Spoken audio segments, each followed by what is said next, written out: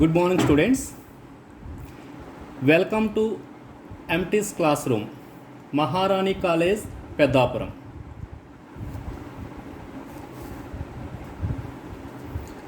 ఈరోజు క్లాస్లో ఆల్రెడీ మనం ఎయిర్ పొల్యూషన్ చెప్పుకుంటున్నాం కనుక ఆల్రెడీ పార్ట్ 1 పార్ట్ 2 జరగడం జరిగింది. ఈరోజు ఎయిర్ పొల్యూషన్ పార్ట్ 3లో మనం చూడవలసింది ఏంటంటే, ఆల్రెడీ లాస్ట్ క్లాస్లో మనం చెప్పింది ఏంటంటే ఎఫెక్ట్స్ ఆఫ్ ఎయిర్ పొల్యూషన్ గురించి చూస్తున్నాం. ఈ ఎఫెక్ట్స్ ఆఫ్ ఎయిర్ పొల్యూషన్లో మనం ఆల్రెడీ ఫస్ట్ ఎఫెక్ట్ వచ్చేసి గ్లోబల్ వార్మింగ్ చెప్పుకోవడం జరిగింది. అలాగే రెండోది వచ్చేసి యాసిడ్ రైన్ గురించి చెప్పుకోవడం జరిగింది. మూడోది ఓజోన్ డిప్లేషన్ అంటే హరితగృహ ప్రభావం, రెండోది ఆమ్ల వర్షాలు, మూడోది ఓజోన్ పొర క్షీణత. ఈ మూడాట్ల గురించి లాస్ట్ క్లాస్లో చెప్పాం. ఇప్పుడు ఈ క్లాస్లో మనం చూడవలసింది ఇంకా ఎఫెక్ట్స్లో ఫోర్త్ వన్ వచ్చేసి స్మోక్, దాన్నే పొగమంచు అంటాం కదా. ఈ స్మోక్ గురించి చూద్దాం ఈరోజు క్లాస్లో.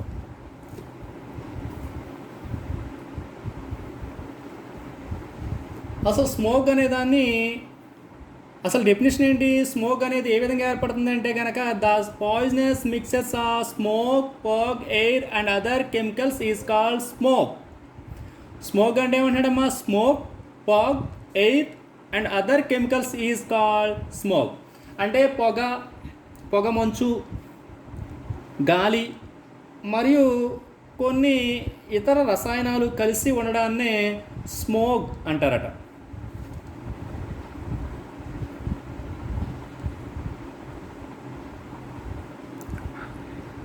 అయితే smoke is a major pollution problem in big cities. అంటే పెద్ద పెద్ద సిటీస్లో స్మోక్ అనేది ఒక మేజర్ పొల్యూషన్ ప్రాబ్లం అనమాట. Smoke is usually form during winter. అంటే ఇది వింటర్ అంటే శీతాకాలం అంటాం కదా, శీతాకాలంలో ఎక్కువగా ఈ స్మోక్ అనేది ఏర్పడడం జరుగుతుంది. ఎందుకని అక్కడ అప్పుడు మంచు అనేది ఎక్కువగా కురుస్తుంది. ఎప్పుడైతే మంచు అనేది కురుస్తుందో ఆ మంచుతో ఈ పొగ కలిసి మనకి స్మోక్ అనేది అంటే ఇతర కెమికల్స్ కలిసి మనకి స్మోక్ ఏర్పడడం జరుగుతుంది. అందువల్ల స్మోక్ జనరల్గా మనకి ఎప్పుడు ఫామ్ అవుతుందన్నమాట? ఎక్కువగాను వింటర్లో ఫామ్ అవుతుందన్నమాట. అయితే స్మోక్ని మళ్ళీ వాడు 2 టైప్స్ కింద డివైడ్ చేయడం జరిగింది. ఏంటమ్మా? There are 2 general types are there. First one వచ్చేసి ఫోటోకెమికల్ స్మోక్. ఈ ఫోటోకెమికల్ స్మోక్ని లాస్ ఏంజల్స్ స్మోక్ అంటారట. సెకండ్ వన్ వచ్చేసి కెమికల్ స్మోక్. ఈ కెమికల్ స్మోక్ని లండన్ స్మోక్ అంటాం. అంటే స్మోక్ అంటే ఏం చెప్పాను? వాతావరణంలో పాయిజనస్ మిక్సర్ ఆఫ్ ఏంటి? పొగ, మంచు, గాలి మరియు ఇతర రసాయనాలు కలిసి ఉండడాన్ని స్మోక్ అంటాం. ఈ స్మోక్ అనేది మెయిన్ పొల్యూషన్ ప్రాబ్లం ఎక్కడ? బిగ్ సిటీస్, పెద్ద పెద్ద సిటీస్ అంటే హైదరాబాదు, ఢిల్లీ, కలకటా ఇలాంటి సిటీస్లో మేజర్ పొల్యూషన్ ప్రాబ్లం ఏంటంటే స్మోక్. అయితే స్మోక్ అనేది ఎప్పుడు ఏర్పడుతుంది అంటున్నాడు? వింటర్ కాలంలో ఏర్పడుతుందట. ఈ స్మోక్ అనే దాన్ని మళ్ళీ మనం 2 టైప్స్ కింద క్లాసిఫై చేయడం జరిగింది. ఫస్ట్ క్లాసిఫికేషన్ వచ్చేసి ఫోటోకెమికల్ స్మోక్ అంటాం, దీన్ని లాస్ ఏంజల్స్ స్మోక్ అనొచ్చు. రెండోది వచ్చేసి కెమికల్ స్మోక్ లేదా లండన్ స్మోక్ అనమాట. ఇప్పుడు ఫస్ట్ వన్ చూద్దాం, ఫోటోకెమికల్ స్మోక్ లేదా లాస్ ఏంజల్స్ స్మోక్. అంటే ఫోటోకెమికల్ స్మోక్ని లాస్ ఏంజల్స్ స్మోక్ అంటారట, అలాగే ఆక్సిడేషన్ స్మోక్ అంటామట. ఎందుకంటే ఇక్కడ రియాక్షన్ అనేది ఆక్సిడేషన్ రియాక్షన్ జరుగుతుందన్నమాట ఈ స్మోక్ ఏర్పడడం వల్ల. అందువల్ల దీన్ని ఏమంటామంటే ఆక్సిడేషన్ స్మోక్ అని కూడా అంటాం. ఓకేనా? అయితే in presence of humidity, oxidized hydrocarbons, ozone, NO2 cause photochemical smoke. Humidity అంటే ఏంటి?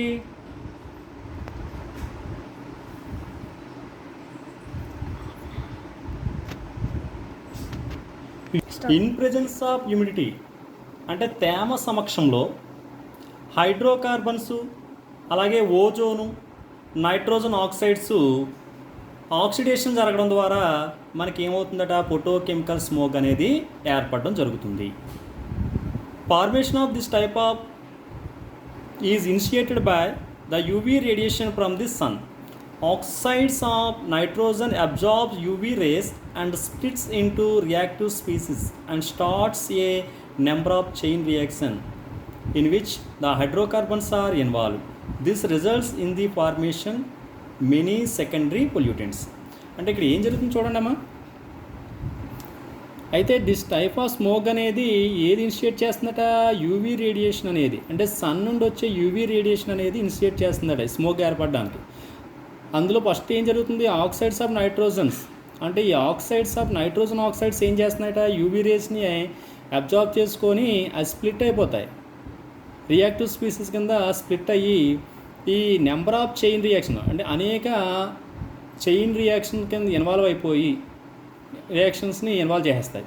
ఈ విధంగా ఈ ఇన్వాల్వేషన్లో ఏమవుతాయి, హైడ్రోకార్బన్స్ కూడా ఇన్వాల్వ్ అవుతాయి. ఈ విధంగా ఇన్వాల్వ్ అయ్యి ఇవి ఏం చేస్తాయంటే అదర్ పొల్యూటెంట్స్ని జనరేట్ చేస్తాయి.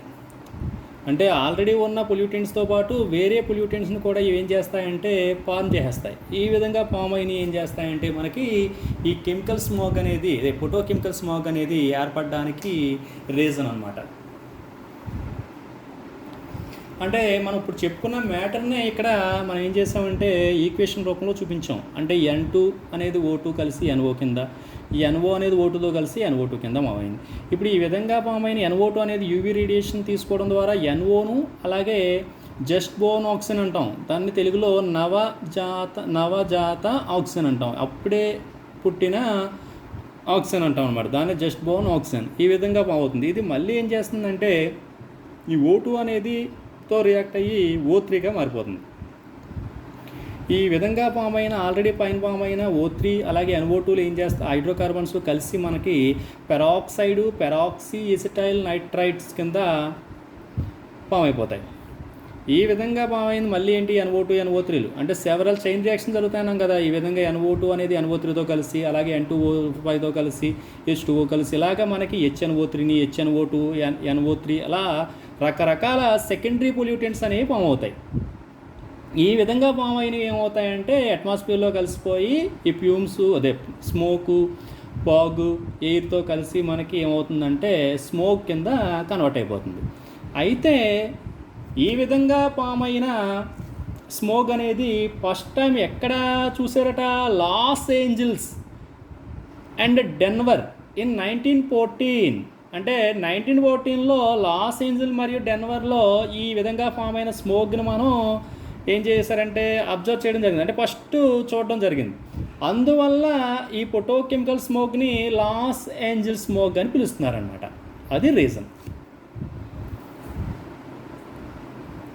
అయితే ఇప్పుడు ఎఫెక్ట్స్ ఆఫ్ స్మోక్, అయితే ఈ ఫోటోకెమికల్ స్మోక్ వల్ల ఏ ఎఫెక్ట్స్ అనేవి వస్తాయి అనేది చూస్తే, first one, due to photochemical smoke aerosols are formed. These causes reduce visibility and irritation to eyes and lungs.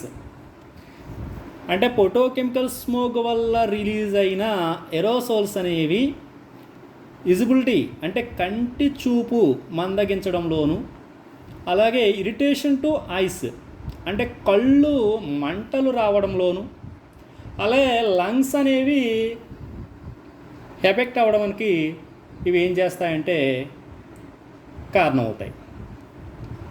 Second point వచ్చేసి hydrocarbons present in smoke causes బ్రాడియాడిన్.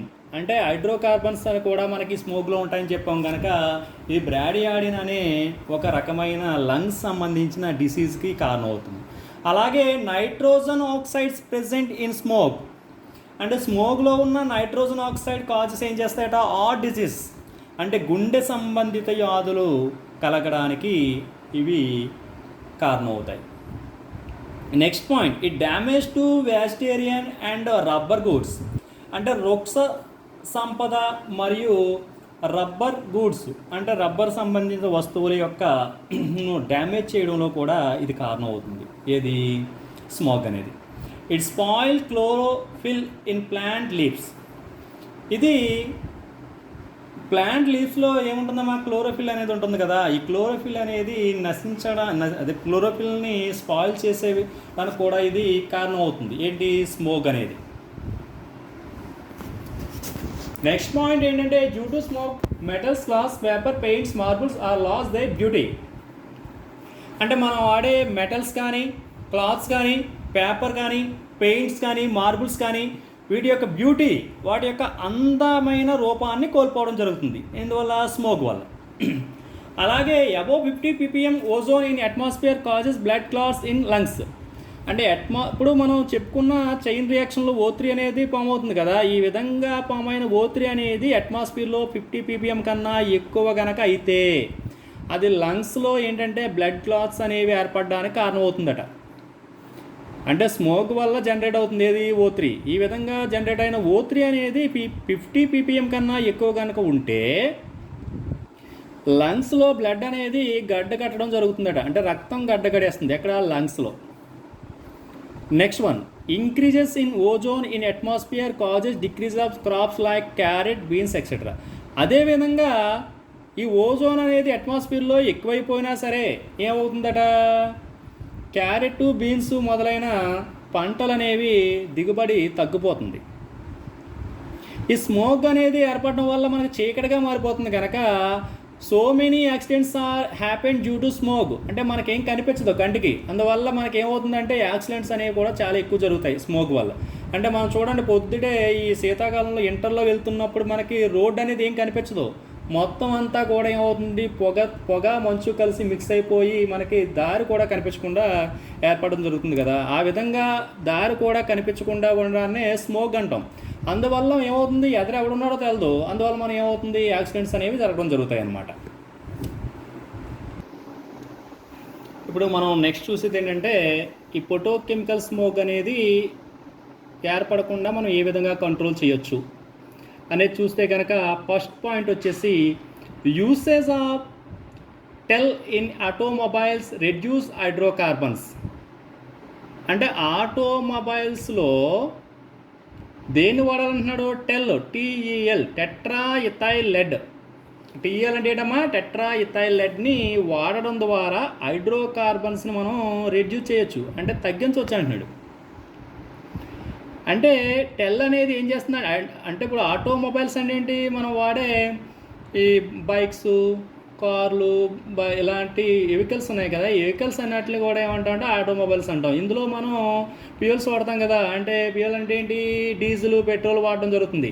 ఇవి ఇన్కంప్లీట్గా burn అవ్వడం ద్వారా మనకి ఏమవుతాయంటే హైడ్రోకార్బన్స్ అనేవి రిలీజ్ అవుతాయి. ఎప్పుడైతే ఇవి కంప్లీట్గా బర్న్ అయ్యేలా చేసామనుకో మనకి హైడ్రోకార్బన్స్ అనేవి రిలీజ్ అవ్వవు.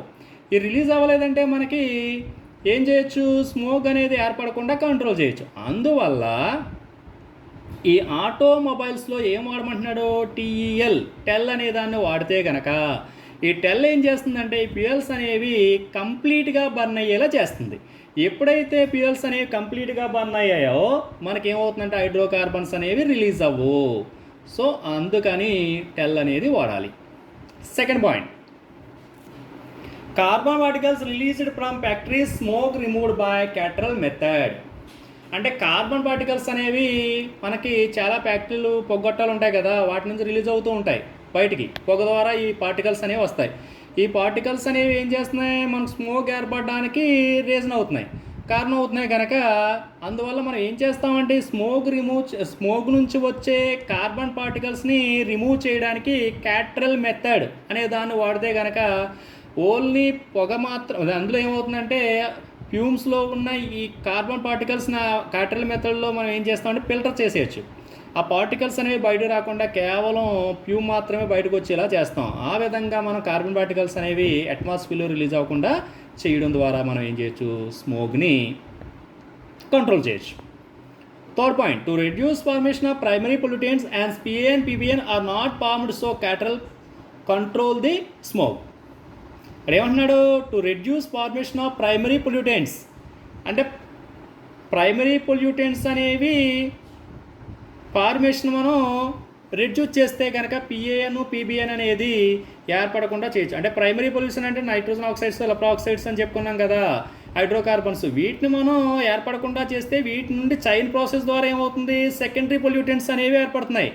ఎప్పుడైతే ప్రైమరీ పొల్యూటెంట్స్ని మనం ఫార్మేషన్ని ఆపగలిగేమో సెకండరీ పొల్యూటెంట్స్ రావు. ఎప్పుడైతే సెకండరీ పొల్యూటెంట్స్ రాలేదో మనకి ఏమవుతుంది, స్మోక్ అనేది ఏర్పడకుండా మనం కంట్రోల్ చేయొచ్చు. అంటే PAN, PBN అంటే peroxy style nitrate, peroxy benzyl nitrate ఇలాంటివి మనం ఏర్పడకుండా చేయొచ్చు అనమాట. ఎప్పుడు ప్రైమరీ పొల్యూటెంట్స్ని ఏర్పడకుండా మనం రెడ్యూస్ చేస్తే సెకండరీ అనేది ఆటోమేటిక్గా రెడ్యూస్ అయిపోతాయి. ఎప్పుడైతే సెకండరీ రెడ్యూస్ అయ్యిందో మనకు కావాల్సిన స్మోక్ అనేది కూడా కంట్రోల్ అవుతుంది. నెక్స్ట్ వచ్చేసి combustion of oils, fuels, coal at high temperature then smoke is not released. చూడండి అది ఏమంటున్నాడు, ఆయిల్స్ని కానీ ఫ్యూయల్స్ని కానీ అలాగే కోల్ని కానీ అంటే ఇంధనాలని బొగ్గుని ఇక్కడ హై టెంపరేచర్ దగ్గర మనం మండించాలట. ఆ విధంగా మండిస్తే స్మోక్ అంటే పొగ అనేది రాదు. పొగ ఎప్పుడైతే రాలేదో మనకి స్మోక్ అనేది కంట్రోల్ చేయొచ్చు. ఓకేనా. ఇంకా next point, control hydrocarbon by using precipitation method and reduce the smoke. అంటే ప్రెసిపిటేషన్ మెథడ్ అంటే అవక్షేపణ పద్ధతి అంటాం. ఈ అవక్షేపణ పద్ధతిని ఉపయోగించి హైడ్రోకార్బన్స్ని కనుక మనం కంట్రోల్ చేస్తే మనం ఏం చేయొచ్చు, స్మోక్ కూడా ఏర్పడకుండా మనం రెడ్యూస్ చేయొచ్చు. ఇప్పుడు సెకండ్ టైప్ చెప్పుకున్నాం కదా, కెమికల్ స్మోక్, దాన్నే లండన్ స్మోక్ అంటాం. అయితే కెమికల్ స్మోక్ లేదా లండన్ స్మోక్ అంటే ఏంటో చూద్దాం. It having unsaturated hydrocarbons, nitrogen oxides, sulphur dioxides, smoke, dust, fog. అంటే కెమికల్ స్మోక్లో ఉండేవి ఏంటట, హైడ్రోకార్బన్స్ ఉంటాయట, అన్సాచురేటెడ్ హైడ్రోకార్బన్స్ ఉంటాయట, నైట్రోజన్ ఆక్సైడ్స్ ఉంటాయట, సల్ఫర్ ఆక్సైడ్స్ ఉంటాయట, స్మోక్ ఉంటుందట, డస్ట్ ఉంటుందట, ఫాగ్ ఉంటుంది. ఇది ఎలా ఫామ్ అవుతుంది అంటున్నాడు, chemical smoke is usually formed around some industrial and power plants. ఇది ఎక్కడ ఫామ్ అవుతుంది అంటున్నాడు, ఎక్కువగాను ఇండస్ట్రీస్, పవర్ ప్లాంట్స్ ఎక్కడైతే ఉంటాయో అక్కడ ఈ కెమికల్ స్మోక్ అనేది ఫార్మ్ అవుతుంది. It is generally bad in the early morning hours and becomes worse after sunrise. ఇది ఎప్పుడు ఎక్కువగా ఏర్పడుతుంది అంటున్నాడు. అలాగే మనకి ప్రభావం ఎక్కువ చూపించేది ఎప్పుడు అంటున్నాడు, ఎర్లీ మార్నింగ్ అంటే తెల్లవారుజాములోను, అలాగే ఆఫ్టర్ సన్ రైజ్ సాయంత్రం వేళలోను ఇది ఏమవుతుందంటే మనకి ఎక్కువ ఎఫెక్ట్ని చూపిస్తాడు. Due to sunlight SOx oxidized to SO3 followed by reaction with humidity. అంటే తేమ సమక్షంలో ఈ సల్ఫర్ ఆక్సైడ్స్ అనేవి రియాక్ట్ అయిపోయి సన్లైట్తో కలిసి మనకి ఏమవుతుందంటే